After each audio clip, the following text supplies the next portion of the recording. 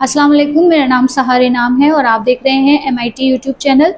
आज मैं आप लोगों को बताना चाहूँगी कि किस तरीके से हम एक्सेल पे रहते हुए अपना डेटा एंट्री वर्क कर सकते हैं। और डेटा एंट्री के लिए हमें एक फॉर्म रिक्वायर्ड होता है। बेसिकली डेटा एंट्री के बहुत सारे प्रोसेस होते हैं, लेकिन एक्सेल में हम डेटा एंट्री के लिए एक फॉर्म किस तरीके से बना सकते हैं और एक न्यू टैब किस तरीके से क्रिएट कर सकते हैं। तो आइए मेरे साथ। अब जैसा कि आप स्क्रीन पे आ चुके हैं और यहाँ पे हम देख रहे हैं कि हमें एक फॉर्म क्रिएट करना है बेसिकली, जिससे हम डेटा एंट्री कर सकें। तो सबसे पहले मैं कुछ कैटेगरी यहाँ पे बनाऊँगी अपने फॉर्म से रिलेटेड। लाइक मैं यहाँ पे सीरियल नंबर ले लेती हूँ। टैब करके हम आगे बॉक्स में जाएंगे और यहाँ पे हमने ले लिया नेम्स। यहाँ पे हम ले लेते हैं फादर्स नेम।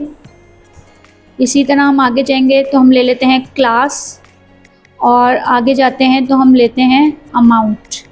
ठीक है, तो यहाँ पे हमने कुछ कैटेगरीज बना ली। अब इसको हम एडजस्ट करेंगे तो हम ये पूरा डेटा सिलेक्ट करेंगे और कंटेंट के अकॉर्डिंग अगर मुझे अपने कॉलम्स को सेट करना होगा तो उसके लिए मैं फॉर्मेट की टैब पे आऊँगी यहाँ पर, और यहाँ पे ऑटो फिट कॉलम विड्थ करेंगे।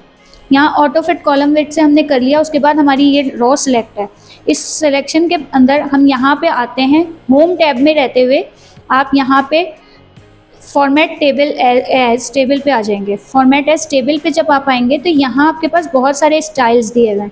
इनमें से आप कोई भी स्टाइल ले लेंगे। जैसे मैंने ये वाला स्टाइल लिया तो यहाँ पे एक डायलॉग बॉक्स आ रहा है और ये आपसे पूछ रहा है कि माई टेबल हैज़ हेडर्स, यानी आपने जो टेबल यहाँ पर दिया है इसके हेडर्स आप बनाना चाहते हैं तो आप इस पर चेक लगाएं और इसे ओके कर दें। तो अब आप देखें कि आपके पास जो टेबल इस वक्त बन के आया है वो एक डिज़ाइन हो चुका है। अब हम इसको क्रिएट करते हैं एक फॉर्म के अंदर। तो मैं ये सिलेक्ट करके रखूँगी और सिलेक्ट करने के बाद आप यहाँ पे फाइल मेन्यू पे आ जाएंगे। यहाँ आने के बाद आप ऑप्शंस में जाएंगे। ऑप्शंस में आने के बाद आप कस्टमाइज रिबन पे आएंगे, यानी आप अपनी रिबन खुद से सेट कर रहे हैं। ठीक है, यहाँ आने के बाद हम एक न्यू टैब बनाएंगे। ठीक है, जैसे मैंने न्यू टैब किया तो यहाँ पे न्यू ग्रुप कस्टम लिखा हुआ आ गया न्यू टैब के अंदर। तो यहाँ मैं इस टैब को कोई नेम दे देती हूँ। रीनेम पे जाके मैंने नेम दिया, जैसे मैंने नेम दे दिया इसमें MIT के नाम से। ठीक है, और इसको मैं कर देती हूँ ओके।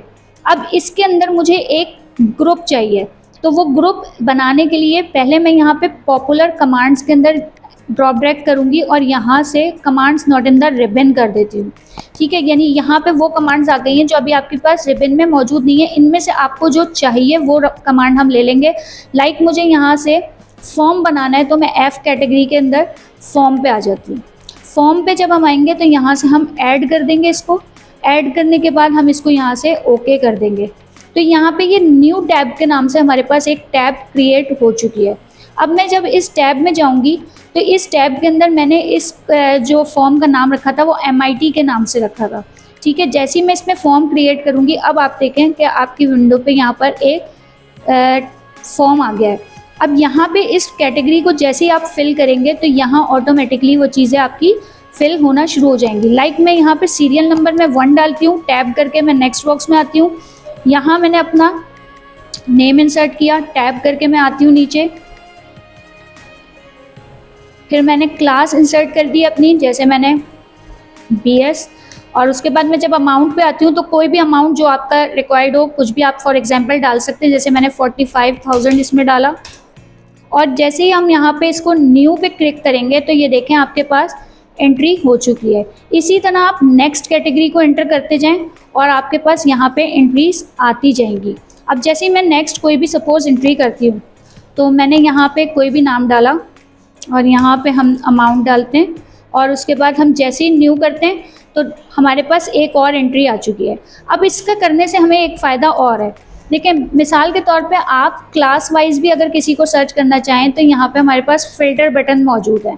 ठीक है, या फिर अमाउंट वाइज कि मैं चाह रही हूँ कि यहाँ पे ये अमाउंट चेक करूँ कि मेरे पास सबसे हाईएस्ट अमाउंट इस वक्त कौन सी आई हुई है, तो मैं फ़िल्टर बटन से जाके सब पे से यहाँ पे ऑल सिलेक्शन पे जो चेक लगा हुआ है इसको हटा देती हूँ और जो मेरे पास हाईएस्ट अमाउंट है उसको चेक लगा के जब ओके करूँगी तो मेरे पास सिर्फ वही कैटेगरी आ रही होगी जो सबसे हाईएस्ट अमाउंट है। तो होपफुली आपको ये वीडियो पसंद आएगी, और पसंद आए तो प्लीज़ लाइक कीजिए, सब्सक्राइब कीजिए और शेयर कीजिए। इंशाल्लाह इसी तरह की मज़ीद वीडियोज़ आप MIT के चैनल पर देखते रहेंगे जो इन्फॉर्मेटिव होगी आपके लिए और जिससे आप फ़ायदा उठा सकें। Thank you.